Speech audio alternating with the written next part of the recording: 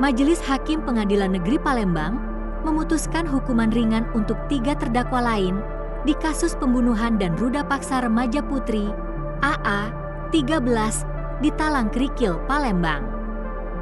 Sebelumnya pelaku utama yang jadi otak pembunuhan IS 16 divonis 10 tahun penjara oleh majelis hakim. Sementara ketiga pelaku lagi, MZ 13, MS 12, dan ABH 12 yang masing-masing diputuskan dengan hukuman 1 tahun penjara. Padahal JPU menuntut ketiganya dengan hukuman 5 tahun dan 10 tahun penjara.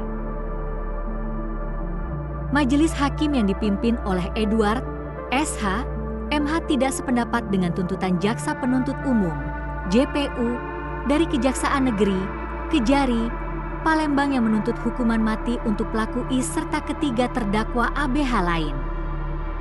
Edward juga merekomendasikan agar ketiga terdakwa dibina agar tidak mengulangi perbuatan mereka di masa mendatang.